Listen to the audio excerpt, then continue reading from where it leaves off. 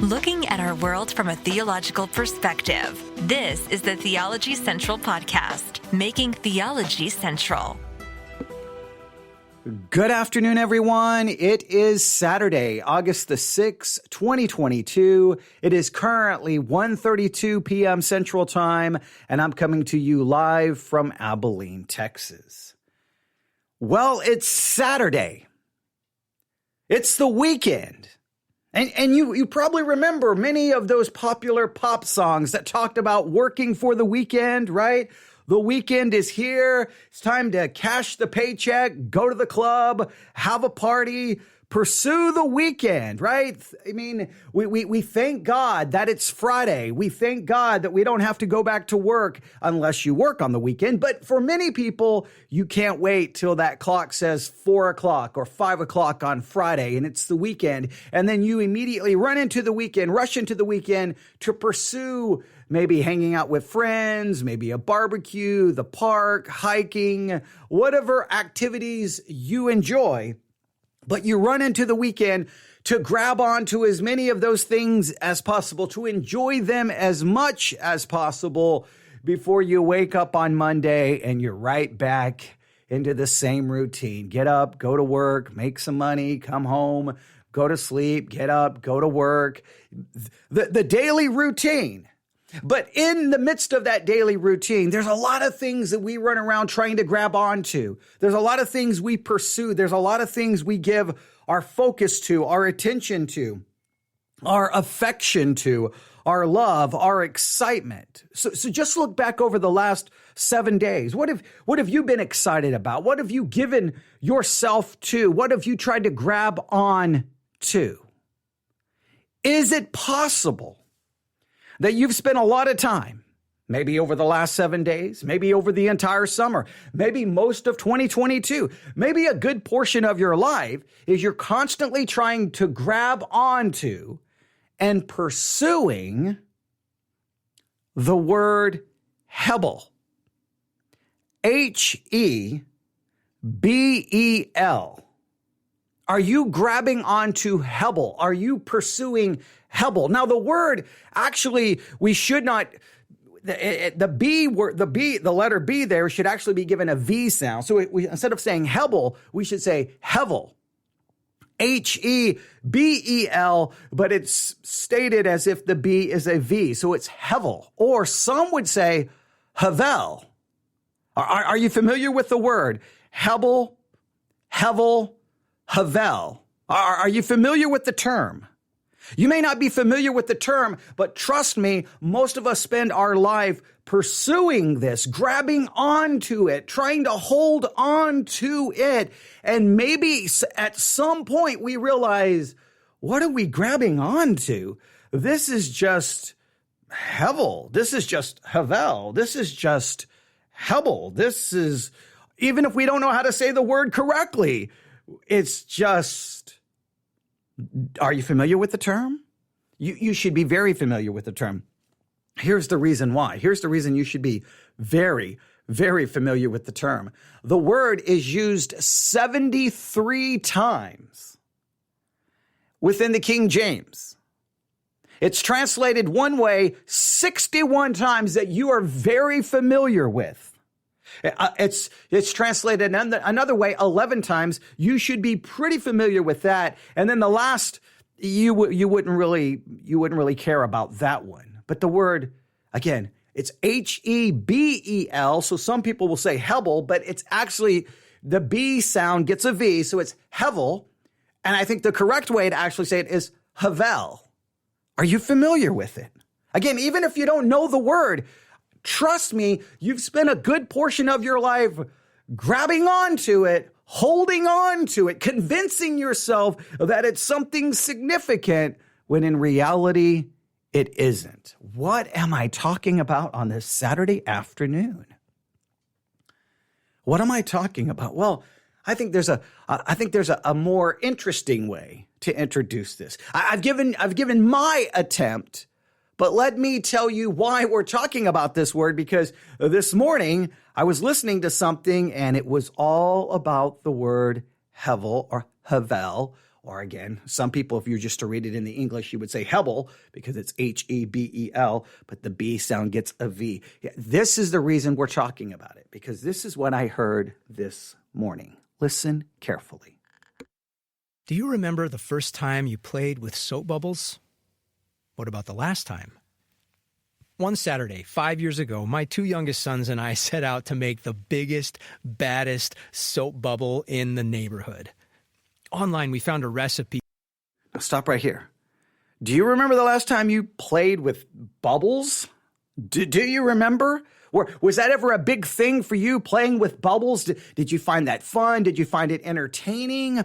Or did you find it kind of like, well, I mean, you make a bubble and it just kind of disappears? And why are we listening to someone talk about playing with soap bubbles and this, they set out to make the biggest and baddest soap bubble ever. Like, what's going on? What does this have to do with the word Hebel or Hevel or Havel? What does this have to do with that? Well, keep listening. For the bubble solution.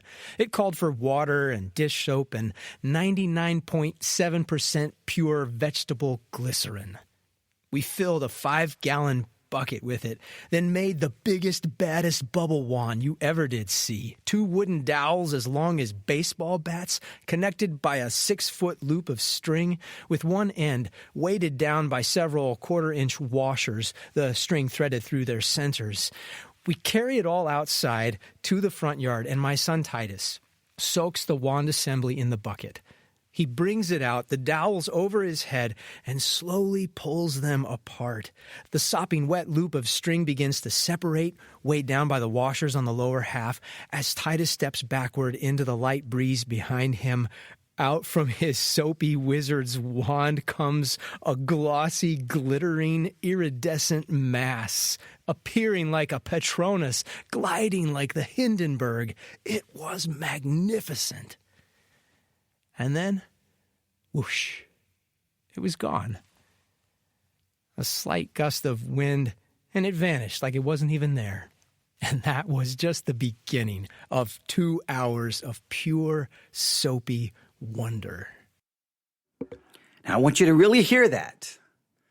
They set everything up to make this amazing soap bubble, right? They came up with the equipment, the solution, they mixed it together, and there it was, the largest, baddest soap bubble ever made. It was amazing. It was glorious, and it just disappeared just like that.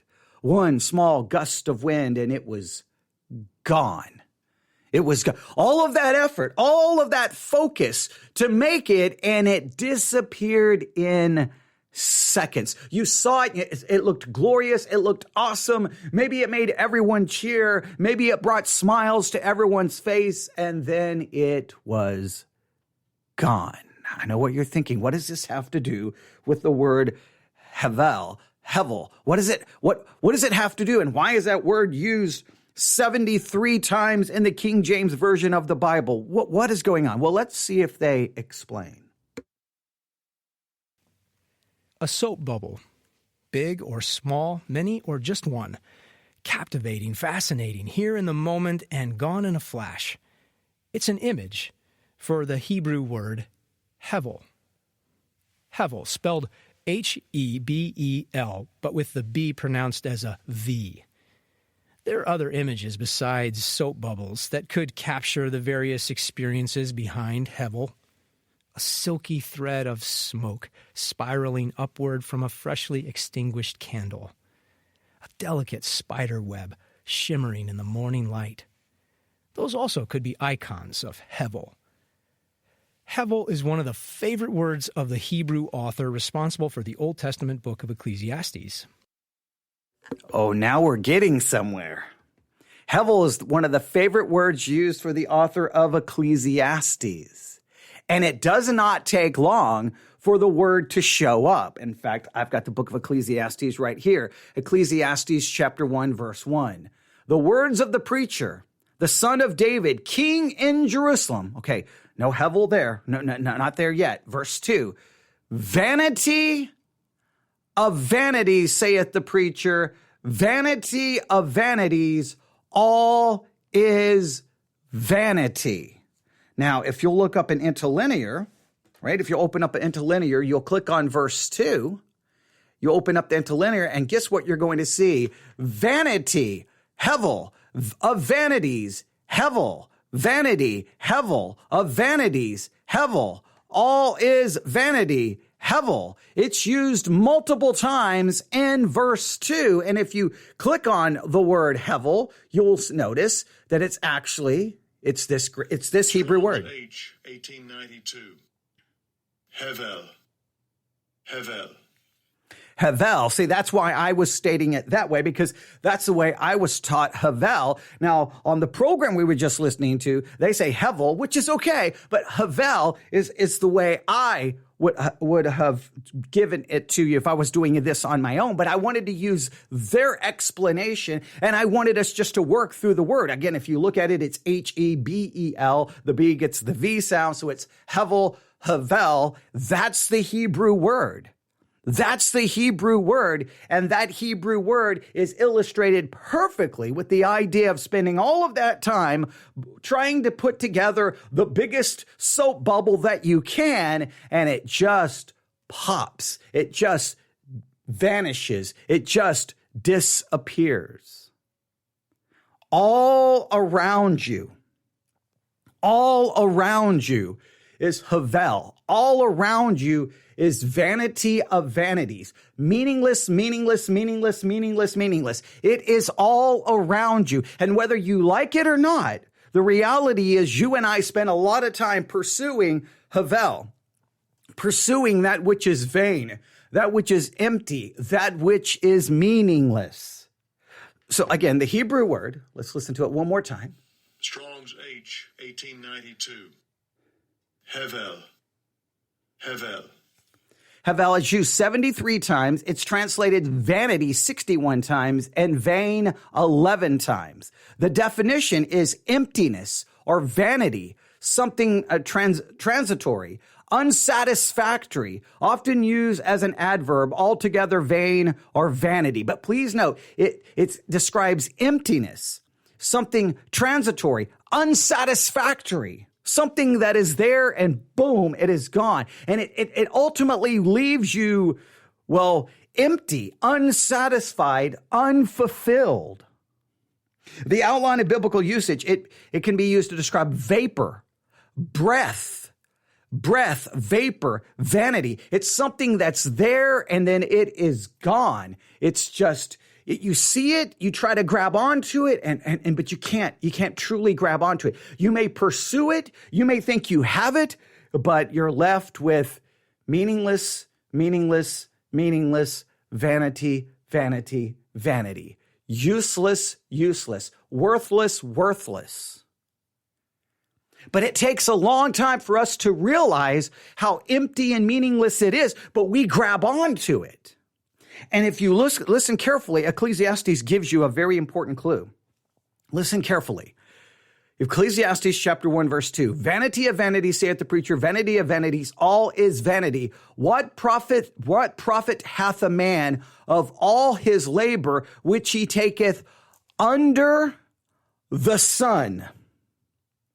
Under the sun. When we just look at this life, under the sun, we don't look up. We just look across this earth and across this life, and we see everything that we may convince ourselves that it's so important, right? Maybe your career, maybe this, maybe you're pursuing this, maybe you have a dream, maybe you have a goal and you're grabbing onto this and you're pursuing this and you're chasing this. And we try to give Hevel some kind of meaning. So we try to grab onto it, right? Some people want to grab onto how wonderful high school was, or when people are in high school, they try to act like it's so significant, it's so important, everything here, and we get upset and we get bothered and we get emotional, but it's really just Hevel, it's vanity, it's meaningless.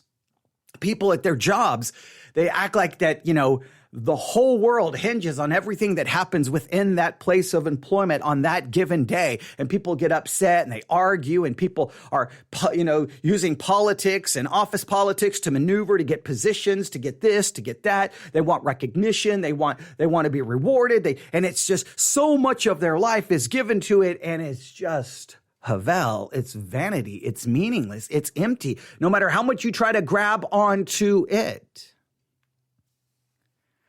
And whether you like it or not, you spend a lot of your life grasping to that which is just empty and meaningless and vain.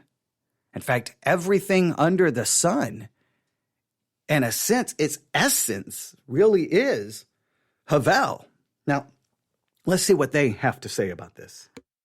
He uses the word 29 times, last I counted, at the opening, in the closing, and all throughout. Ecclesiastes takes us on an imaginative, explorative journey around the world. He brings us to mountaintops, forest floors, ocean depths. He shows us smoke-filled back rooms where politicians hold secret deliberations, and a fire for cooking that quietly crackles kindling under a boiling stock pot in the corner of the kitchen. Here and there, everywhere Ecclesiastes looks, he sees Hevel. Everything is Hevel, he tells us. With so many English translations of the Bible, we are blessed with a variety of ways to express this captivating, fascinating word. Vanity, vapor, futility, absurdity, pointless, meaningless. But the basic meaning is breath. It's also a name. The name of the second son of Adam and Eve recorded in the book of Genesis. We usually pronounce it Abel, but it's the same Hebrew word, Hevel, meaning breath. Abel, or Hevel, was the second human born outside the Garden of Eden. Here in a moment, fascinating, captivating, then gone in a flash of rage, murdered by his older brother, Cain. Cain sounds like the Hebrew word for acquired. After Adam and Eve betrayed God's trust in the garden, Cain became their firstborn, and when he was born, his mother said, "I have acquired," she said, "with the help of the Lord, I have gotten a man." And soon after, Hevel was born. And so, the opening chapters of the Bible could be summarized as follows. Our first parents, Adam and Eve, whose names mean human and life, had a son called acquired. Separated from God, human and life brought forth acquired, and what they acquired stole their breath away. And it's been Hevel ever since.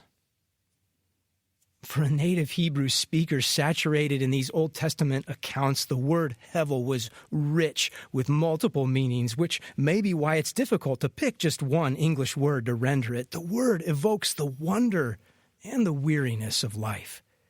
This mortal life, both beautiful and brief, fragile, fleeting, and sometimes absurd. Generations come and generations go.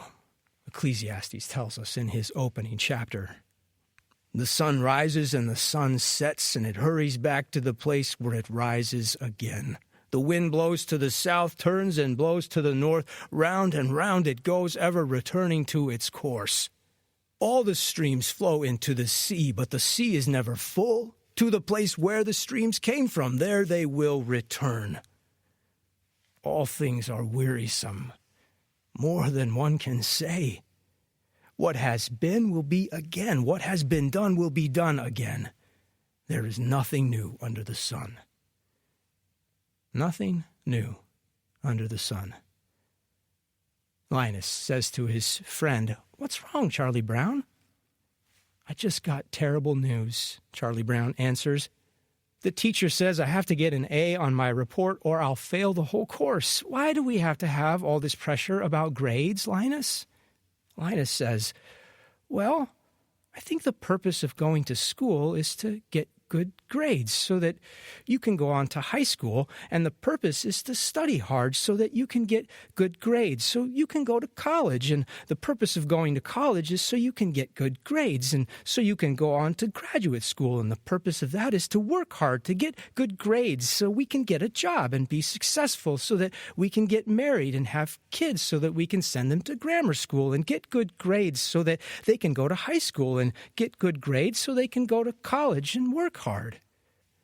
Good grief. What are Charlie Brown and Linus talking about? There's a Hebrew word for it. It's this thing about life that makes you wonder, what is the point? What is the purpose? What difference will it make to anyone in 100 years from now? Faced with this fact of life, at least two responses are possible. On the one hand, you could shrug and say, meh, it is what it is. Or, on the other hand, you could resist and say, it shouldn't be this way. And even though it seems that all our efforts to improve the world or change the world so far vaporized like soap bubbles blown into a brick wall, like smoke from a candle, like a spider web in a gust of wind, still something inside the human heart haunts us and keeps filling us with hopes and dreams and agendas and fairy tale endings about how things could be different, how the world was made for more than just Hevel. And maybe that first defeated outlook is a pill that keeps us sedated, or a trap, and something's waiting in the shadows to devour us.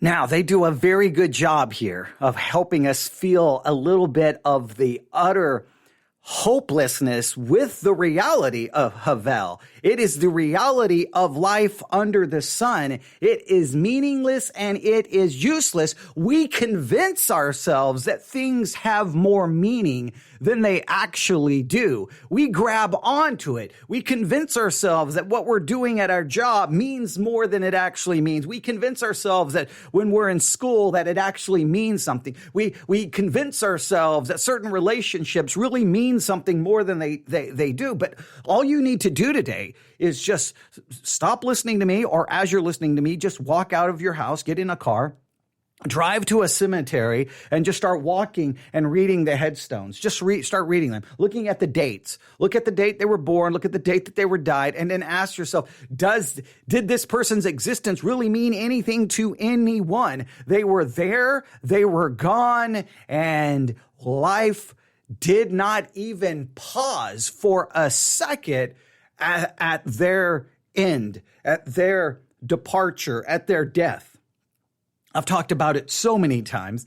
I've always been painfully aware of how life is Hebel, that it's empty, that it's vain, that it's meaningless. It's always been just something that has haunted me and haunted me and haunted me.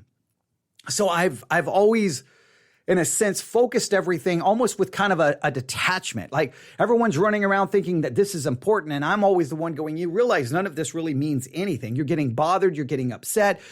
None of this, you're trying to find meaning in this. You're trying to find purpose. You're trying to find identity, and it's all just a big scam.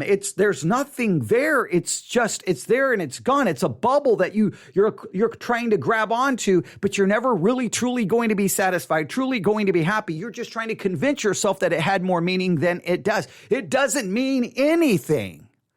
And this not only has it always, in a sense, haunted me pretty much my entire life, it became more clear to me when I was in the military, and I would watch someone who'd been in the military, say 20 years, and they get ready to retire. There's 20 years of doing this and trying to get this promotion and doing this and getting this job and maybe getting orders here so they can get a medal, so they can get more points for their promotion test, so they can do this and da-da-da-da-da-da-da. And all of their focus. And then there it is. They're at their retirement ceremony. Everyone's there. Maybe they do the folding of the flag and they present it to them in a shadow box, and maybe everybody, they have their medals and everybody's like, yay, it's wonderful, great. Everybody thanks them for all that they've done. And then finally, the retirement ceremony is over. Everybody, gets a piece of cake and some punch and everybody shakes hands. And then what I would always do is immediately run up to the second or third floor of the hospital, knowing that that person who just retired is getting ready to walk out. And I would always love to just stand there and watch them walk out. And you can see them, walking out of the building. Maybe they kind of pause. Maybe they look back for a second. And you can just tell they're trying to process that it's over, that their career is done, that it's over. And then they walk away. And then what I love is I'll watch it and just realize, 20 years of your life, it's just gone. All of those things that you got upset about and you get worried about and you fought over and it just disappeared. Havel, it's just breath. It was gone. And so then I'll run back downstairs and you just give it a couple of hours, right? Sometimes not even a couple of hours. Everyone just picks right back up and just takes on that person's office. Someone's already moved into it. It's gone. And you give it a week, 2 weeks, 6 weeks, a month. That person, no matter what they did, no matter what they accomplished, no one cares what that person accomplished. No one remembers what that person accomplished. They are just forgotten. Everything that they thought was important really wasn't important. They convinced themselves it was, but it's just Havel. It's just gone. That's the reality. But even though that's the reality, we convince ourselves and we spend our life pursuing these things that are just there and they are gone. We grab onto them. We grab onto them when we forget that none of that matters. Everything under the sun is Havel. Everything under the sun is vanity of vanities. It is meaningless. It is useless. The only hope of finding anything that is of substance, that has true meaning, that has true purpose, that has any eternal significance, is that which is above the sun. We have to stop looking under the sun, and we have to pursue that which is eternal, which is God, the kingdom of God, that which has eternal significance, the word of God, prayer, evangelism. We have to put our focus there. And it's easy to say that, right? You can sit there and say that from the pulpit and everyone may say amen. And deep down, everyone may go, yes, that's true. But then as soon as church is over and they get in the car, everyone goes home and immediately guess what their focus turns to? Not to that which is eternal, but right back to Havel. That's what they focus on. That's what they talk about. That's what they get excited about, because that's what we are naturally drawn to. We are naturally drawn to that which is meaningless and vain, and then find ourselves trying to convince ourselves of some purpose and meaning where there really isn't any. The only thing that we have is that which is eternal. Everything, it has to be that which is above the sun. That's where we have to put our focus. But do you realize how difficult it is to really put your focus on that Monday, Tuesday, Wednesday, Thursday, Friday, Saturday, Sunday? As much as we know that, as much as we preach that, as much as we say that, we know that in reality, we pursue all of these other things. We grab onto them. It's almost like we are addicted to Havel. We are addicted to Havel, and we almost have a built-in rejection of that which is eternal. It's like that which is eternal, we don't see it as satisfying as we see the Havel. That's what we seem to find we pursue. That's what we get excited about. Let's see if this podcast that we've been listening to just a little bit of, it's the Lutheran Hour, if you would like to know. You should look up the Lutheran Hour, find this episode on Havel, and listen to all of it. But let's just see if they transition from this Havel to something different. And maybe a fairy tale is what we need to wake us up. Once upon a time, there was a spider. Not an ordinary spider, the biggest, baddest spider in all the land. And this spider had an attitude. And everywhere he went, he spun the stickiest, silkiest, glossiest webs in all of spiderdom. And in those webs, he would catch all kinds of insects. And when it was lunchtime or dinner time or snack time, he pounced on his web, and those insects would struggle. And the more they struggled, the more they were entangled. And the biggest, baddest spider in all the land would rub his spidery hands and lick his spidery chops and laugh his spidery laugh. Ha, ha, ha, ha. But there was a problem. The spider lived in a tree next to the railroad track. And every morning when the sun rose, the train would go by and whoosh, his web would break. The insects would fall to the ground, and some of those tasty breakfasts, lunch, dinners, and snacks would escape. One day, the spider, fed up, said to himself, "I have got to do something about that train." So he called his spider buddies together. All night, feverishly, they worked, spinning the silkiest, stickiest, glossiest web that's ever been spun in all of spiderdom. And when the wind was just right, the biggest, baddest spider leapt from his tree on the one side of the railroad tracks into the air, onto the tree on the other side, and back and forth, back and forth he went and spun his strongest, spideriest spider web yet. And then on the south side of the track, he said to a spider, "You stand there." And on the north side, he called to another, "You stand there." Then the biggest, baddest spider in all the land positioned himself in the middle, and he set his seal in the center, and he turned and faced east, awaiting the destruction of the train. Early in the morning, as the sun was rising, he saw smoke rising in the distance. He could feel the vibrations of the track. Closer and closer it came. Now he sees the engine, and he yells to the spiders on his right and on his left, "The destruction of the train is upon us!" And he rubs his spidery hands and licks his spidery chops and laughs his spidery laugh. Ha, ha, ha, ha. And whoosh. It was like he wasn't even there.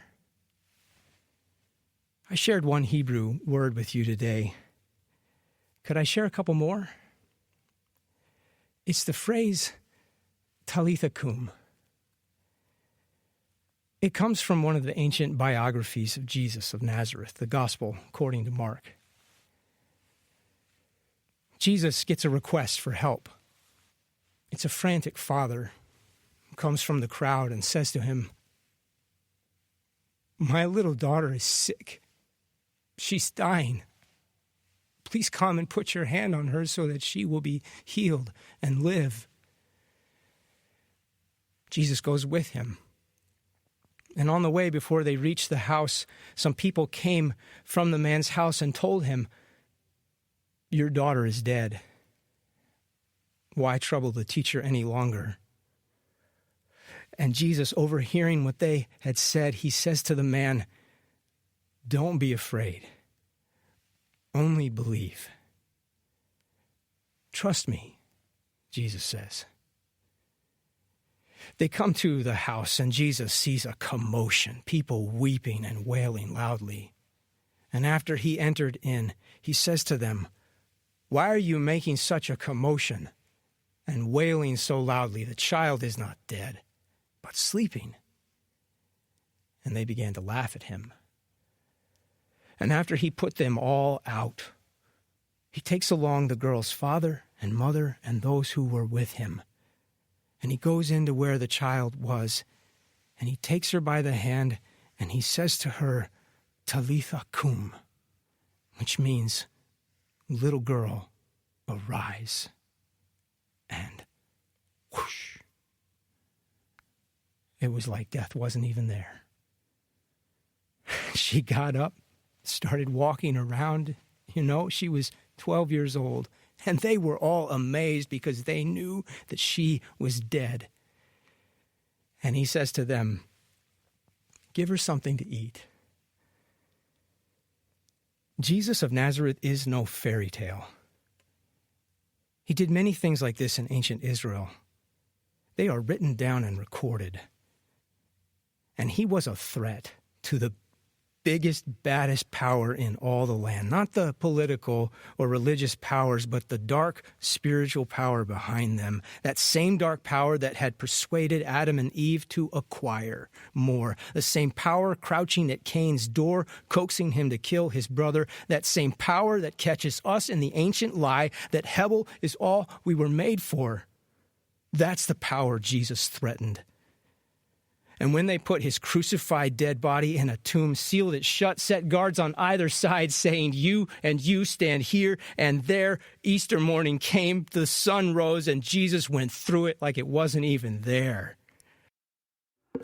Now, that's a powerful way of drawing the contrast. Havel is there, and it says everything in life is meaningless, it's vain. And it doesn't just say it, it is so. Under the sun, everything in life is Havel. It is meaningless, it is useless, there's nothing there. You can grab on to it. But in Christ, he looks at that which is death, that which is obviously real. Death is real, and he can just destroy it. Death, where is your sting? Grave no longer has the hold. He has destroyed that. It is gone. He can destroy that. So in Christ, Havel can just be destroyed, and we are left with something of eternal significance, eternal meaning, and eternal value. But we have to look above the sun. Under the sun, Havel is real. It dominates every aspect of life. And for some reason, that's what we pursue. That's what we look to. But we have to look to Christ, and in him, death is defeated. Sin is defeated. All the devil is defeated. It's all destroyed in him. And it's in only looking to him that there's purpose and there's meaning. But we have to pursue that. The problem is we are so blinded by Havel. We see it and we're like, look how amazing it is. Look at how wonderful it is. And that's what we grab onto. And we spend day in and day out grabbing onto that. Now, how do we live our life? Well, on one hand, we have to pursue that which is eternal. We have to. The problem is it's always this never-ending struggle of going, okay, I know that which is eternal is of more importance. I know that which is of God is more important and significant. And I know this Havel is vanity and meaningless. We know that. We can say the right words, but we know how difficult it is that every single day we find ourselves finding the greatest sense of joy, pleasure in the Havel. And so either we try to then say, I'm going to eliminate everything that's Havel. I'm going to eliminate it. I'm not going to pursue that. I'm not going to pursue that. So we almost turn to trying to live a life like a monk, like we're living in a monastery, that we're just going to throw out everything. And that never seems to truly work. We never seem to truly, it almost becomes, a legalistic thing. It's not that we truly have found that which gives more meaning and more joy. We just give ourselves over to a list of what we can and cannot do because we're going to pursue that which is eternal. That way doesn't seem to work. It just turns into a legalistic, like monastic lifestyle, and that doesn't seem to work.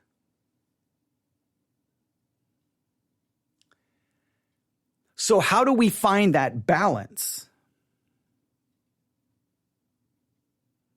How do you not spend your time pursuing Havel and you're giving to that to which is eternal?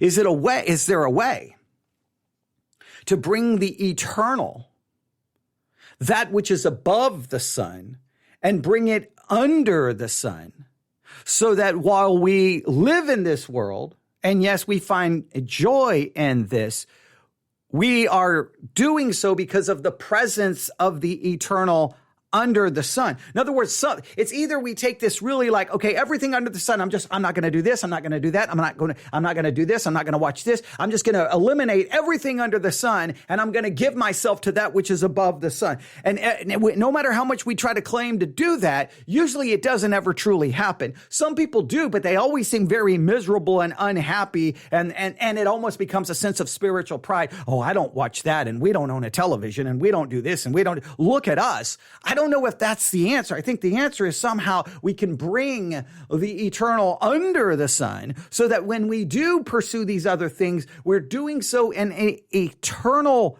perspective, which then gives some kind of meaning to those things under the sun. Now, I could explain that more, but I won't. I'll stop right there.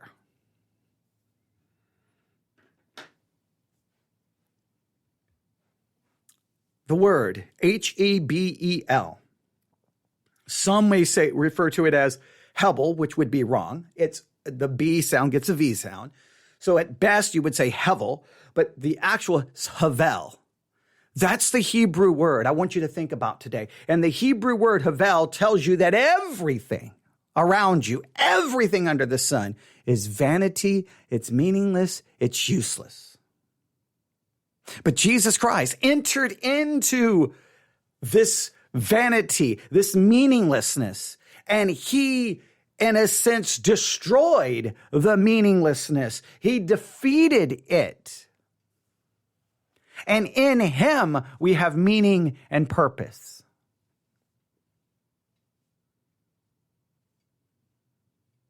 What are you clinging to?